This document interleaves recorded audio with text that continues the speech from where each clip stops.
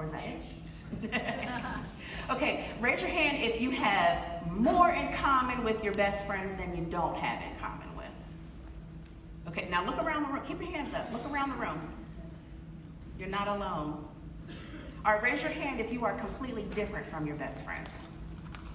Look around the room. Keep it up. That's good. I think I have 4 people. So when I've done this exercise, I have 3 best friends. Basically, you copy and paste me 3 times, right? We are exactly the same, even with the same size clothing that we wear. So let me ask you, did you purposely pick best friends that look, thought, and came from the same place as you? Okay, so why do you think this happens? And it was what about 99% of us had our hands raised. So why do we think this happens? Yeah, we're drawn to people like ourselves. I heard something up here. Path of least resistance, that's right.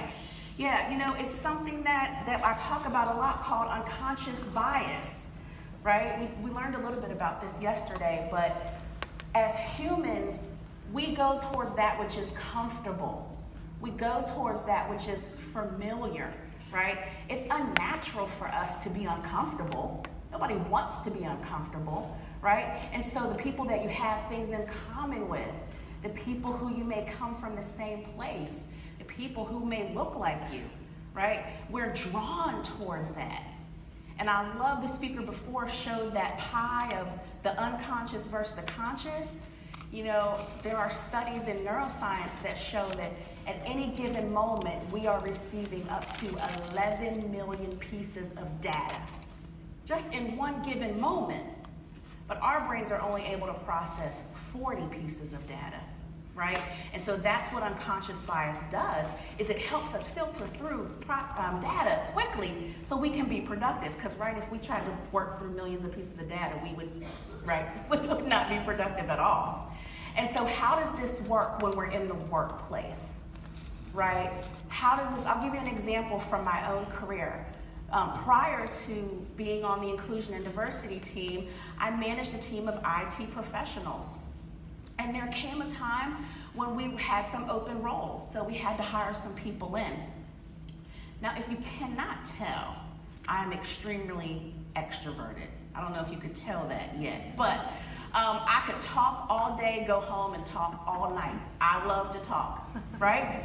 Now, remember, I was managing a team of IT professionals, okay?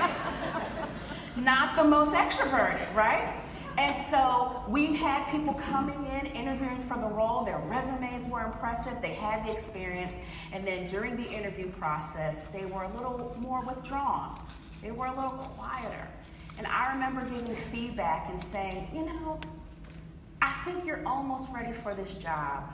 But what I want you to do is I want you to work on your communication, okay? I want you to go to Toastmasters. I want you to practice speaking, right? I want you to get more comfortable with speaking. Now, on this team, their primary role was to build enrollment systems. So did they need to be crazy like me? No. But that unconscious bias was at work. I value my extroverted tendencies. I was looking for that in those people that came to the interview. And I guarantee you that I passed up on some great talent because of that bias. And so here's what I want you to know about this. It's natural. It's automatic. It can be positive or negative. And we all have it, right? And so the key is making sure we understand that we have it and being on the lookout for it so that we can try to mitigate it.